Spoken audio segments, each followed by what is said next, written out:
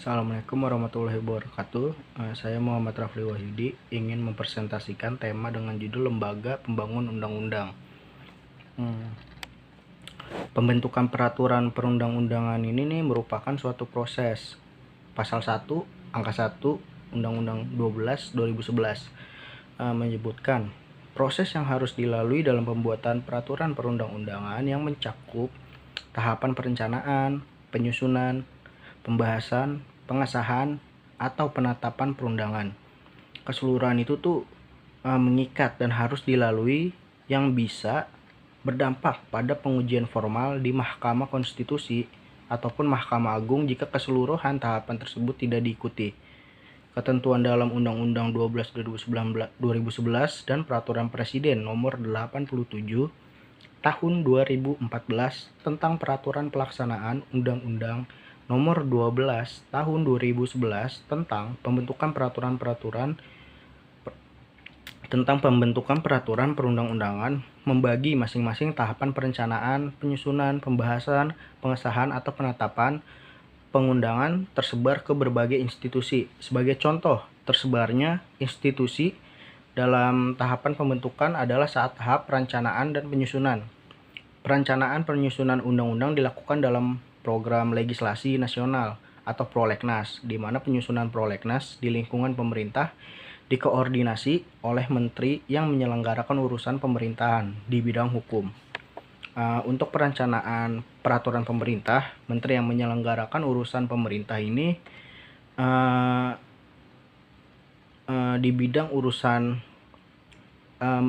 maksudnya menterinya ini yang berurusan di pemerintahan itu di bidang hukum gitu, menyiapkan penyusunan peraturan pemerintah untuk kemudian melalui rapat koordinasi antar kementerian atau antar non-kementerian dilakukan finalisasi daftar perencanaan program penyusunan peraturan pemerintah. Lalu ketentuan mengenai tata cara perencanaan program penyusunan PP ini juga berlaku terhadap perencanaan program penyusunan peraturan presiden atau Perpres. Mengenai perencanaan pembentukan peraturan menteri, peraturan lembaga pemerintah non-kementerian, atau peraturan lembaga non-struktural tidak diatur secara lengkap dalam Undang-Undang 12 2011 maupun Perpres 87 2014. Pasal 24 Undang-Undang 12 2011 itu hanya mengatur perencanaan penyusunan peraturan perundang-undangan lainnya sebagaimana dimaksud dalam pasal 8 ayat 1. Merupakan kewenangan dan disesuaikan dengan kebutuhan lembaga, komisi, atau instansi masing-masing dan ditetapkan masing-masing untuk jangka waktu 1 tahun. Lalu hal yang menunjukkan pengaturan perencanaan peraturan perundang-undangan selain RUU, RPP, dan Perpres diserahkan kepada masing-masing kementerian gitu, lembaga pemerintah, non-kementerian, atau lembaga non-struktural. Sebagai contoh, Kementerian Agama mengatur mengenai perencanaan pembentukan peraturan Menteri Agama dalam Peraturan Menteri Agama Nomor 40 Tahun 2016 tentang tata cara pembentukan peraturan menteri pada Kementerian Agama. Mengenai perencanaan peraturan Menteri Agama diatur melalui program penyusunan peraturan menteri yang merupakan instrumen perencanaan program pembentukan peraturan menteri yang disusun secara terencana, terpadu, dan sistematis untuk jangka waktu 1 tahun. Lalu proses perencanaan pembentukan peraturan Menteri Agama ternyata berbeda juga dengan kementerian lainnya. Sebagai contoh itu Kementerian Pertanian. Peraturan Menteri Pertanian Nomor 25 Prementan tahun 2017 tentang tata cara pembentukan peraturan perundang-undangan lingkup Kementerian Pertanian diatur tahapan perencanaan peraturan menteri seperti pimpinan unit kerja eselon 1 mengusulkan kepada menteri dengan tembusannya ke Sekjen, Sekretaris Jenderal. Usulan ini sebagai dasar pertimbangan untuk ditetapkan dalam program legislasi pertanian gitu, Prolegtan namanya, sebagai instrumen perencanaan program penyusunan Permentan yang disusun secara terencana, terpadu, dan sistematis untuk jangka waktu 1 tahun juga. Sebelum ditetapkan markup prolegtan ini nih, dilakukan pembahasan bersama unit kerja eselon 1 yang dikoordinasi oleh pimpinan unit kerja eselon 2 yang membidangi hukum pada sekretaris jenderal. Lalu perencanaan peraturan menteri yang disusun dan dikoordinasi sendiri oleh kementerian masing-masing ya, tanpa melibatkan pihak Kementerian Hukum dan HAM yang mengkoordinasi hal tersebut sebagaimana halnya perencanaan UU, PP, dan Perpres, berakibat kementerian secara bebas dan tanpa batas menentukan jumlah peraturan yang akan dibentuk gitu. Kalau menurut Saldi Isra, sumbangan terbesar persoalan overregulated di Indonesia berasal dari peraturan perundang-undangan yang jenis dan hierarkinya di bawah undang-undang. Si Saldi Isra ini juga mengutip catatan Nasir Jamil, anggota Komisi 3 DPR, yang menyatakan dalam rentang 2000 hingga penghujung 2015, pemerintah telah menerbitkan sekitar 12.400-an regulasi gitu. Dari jumlah tersebut, regulasi yang paling banyak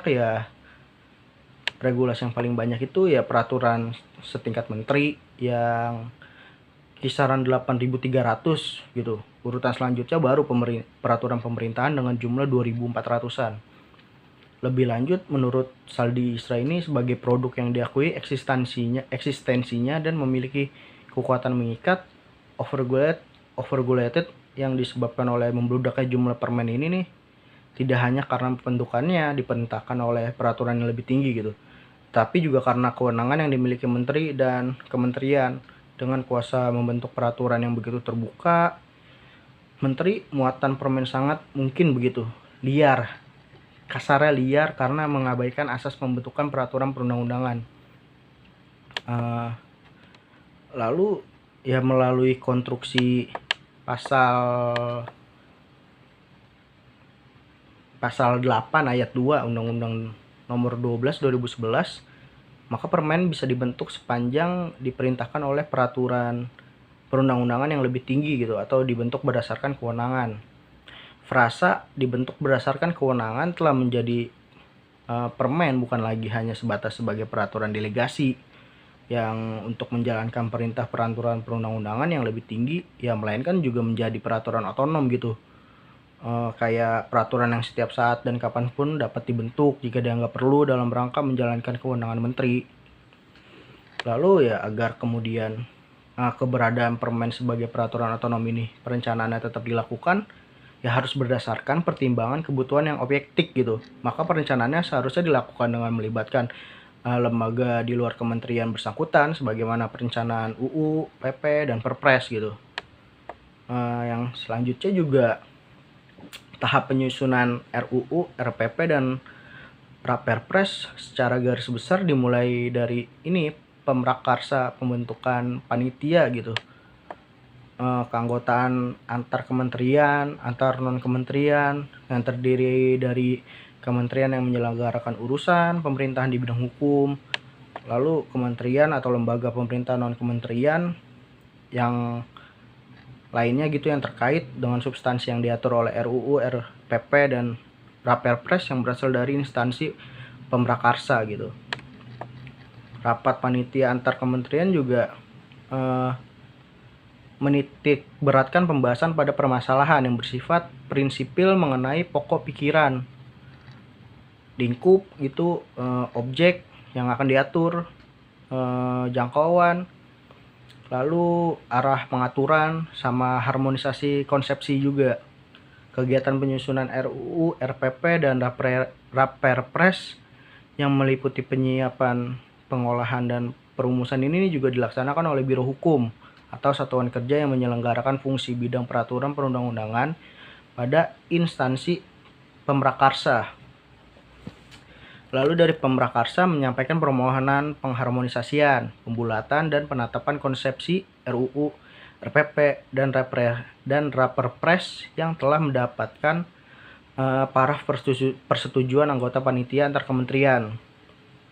Kurang lebihnya seperti itu. Sekian. Assalamualaikum warahmatullahi wabarakatuh.